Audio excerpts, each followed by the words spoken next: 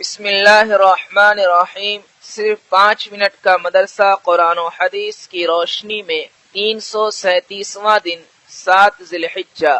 Number 1، اسلامی تاریخ۔ امام نسائی رحمۃ اللہ علیہ، آپ رحمۃ اللہ علیہ کا نام احمد بن شعیب، کنیت ابو عبد الرحمن ہے۔ خراسان کے نسا نامی شہر میں سن 215 ہجری میں پیدا ہوئے۔ ابتدائی تعلیم اپنے شہر میں حاصل کی اور پھر اپنی علمی پیاس بجھانے کے لیے اپنے شہر سے نکل کر خراسان، حجاز، مصر، عراق، جزیرہ اور شام کا سفر کیا اور پھر مصر کو اپنا وطن بنا لیا۔ وہیں دین کی اشاعت اور تدریس حدیث میں لگے رہے اور اتنی شہرت پائی کہ اس زمانے میں مصر میں ان کے برابر کا کوئی نہ تھا۔ آپ نے حدیث کی کئی کتابیں لکھی، جن میں سے آپ کی کتاب المجتبی، جو ہمارے اور آپ کے درمیان نسائی شریف کے نام سے مشہور ہے، السنن الکبریٰ کا اختصار ہے۔ امام نسائی ایک طرف حدیث میں ماہر تھے تو دوسری طرف فقہ حدیث اور راویوں کو پرکھنے اور جانچنے میں لاسانی تھے۔ اس کا اندازہ آپ کی کتاب المجتبی سے ہوتا ہے۔ آپ ایک ہی حدیث کو بار بار لاتے ہیں اور الگ الگ مسائل کا استنباط کرتے ہیں۔ اس کے ساتھ ساتھ آپ بڑے عابد و زاہد تھے۔ راتوں کو عبادت کرنا آپ کا خصوصی معمول تھا۔ ذی قعدہ سن 302 ہجری میں آپ مصر سے نکلے اور فلسطین پہنچے۔ پیر کے دن 303 ہجری میں آپ کی وفات ہوئی۔ نمبر 2، اللہ کی قدرت۔ مختلف طریقے سے پانی کا اترنا۔ اللہ تعالیٰ کی قدرت بھی بڑی عجیب ہے کہ کبھی بغیر کسی بادل کے شبنم کی شکل میں پانی اتار دیتا ہے، جس کے ذریعے ہر چیز نم اور تر ہو جاتی ہے اور سورج کی گرمی اور تپش سے حفاظت ہو جاتی ہے، اور کبھی شدید بارش برسا کر ہلاکت و تباہی کا ماحول پیدا کر دیتا ہے، اور کبھی برف اور اولے برسا کر سخت سردی کا سما پیدا کر دیتا ہے، اور برفیلے پہاڑ اور حسین وادیاں اللہ تعالیٰ کی قدرت کی حمد و ثنا میں مصروف ہو جاتے ہیں۔ آسمان سے شبنم، بارش، برف و اولے برسا کر موسموں کو بدلنا اللہ کی قدرت کی زبردست دلیل ہے۔ نمبر 3، ایک فرض کے بارے میں۔ آپ صلی اللہ علیہ وسلم کی آخری وصیت۔ رسول اللہ صلی اللہ علیہ وسلم نے آخری وصیت یہ ارشاد فرمائی، نمازوں کو پابندی سے پڑھتے رہا کرو اور اپنے غلاموں اور نوکروں کے بارے میں اللہ تعالیٰ سے ڈرو، یعنی ان کے حقوق ادا کرو۔ نمبر 4، ایک سنت کے بارے میں۔ کرتے کی آستین گٹوں تک ہونا۔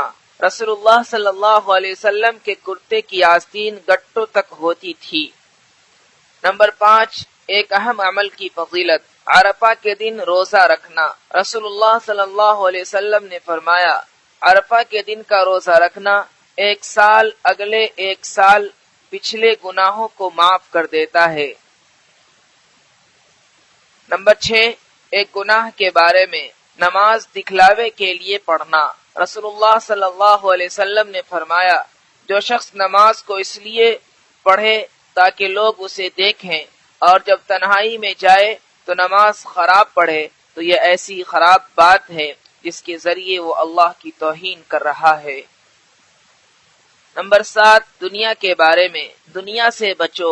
رسول اللہ صلی اللہ علیہ وسلم نے فرمایا، یہ دنیا میرے سامنے ظاہر ہوئی تو میں نے اس سے کہا، تو مجھ سے دور ہٹ جا۔ پھر وہ جاتے ہوئے کہنے لگی، آپ صلی اللہ علیہ وسلم تو مجھ سے بچ گئے ہیں، مگر آپ صلی اللہ علیہ وسلم کے بعد آنے والے مجھ سے نہ بچ سکیں گے۔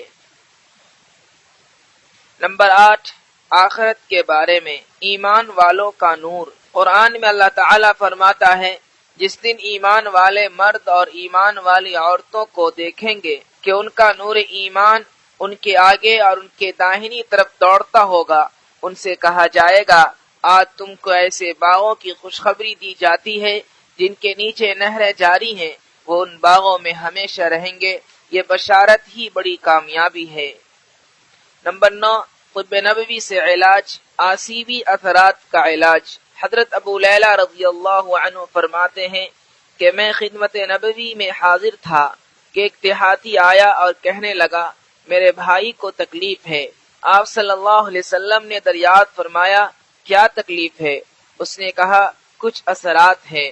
آپ صلی اللہ علیہ وسلم نے فرمایا اسے میرے پاس لاؤ۔ چنانچہ لایا گیا تو حضور صلی اللہ علیہ وسلم نے چند آیتیں پڑھ کر دم فرما دی جس سے وہ بالکل ٹھیک ہو گیا۔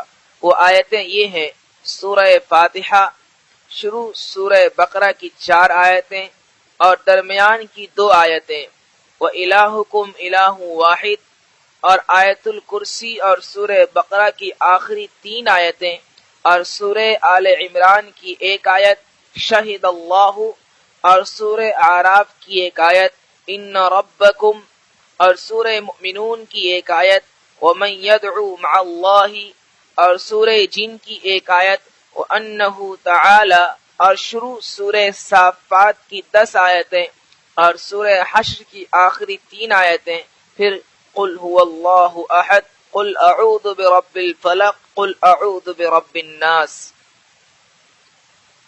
نمبر 10، قرآن کی نصیحت۔ قرآن میں اللہ تعالیٰ فرماتا ہے تم گواہی مت چھپایا کرو، اور جو شخص اس گواہی کو چھپائے گا تو یقیناً اس کا دل گنہگار ہوگا، اور اللہ تعالیٰ تمہارے کاموں کو خوب جانتا ہے۔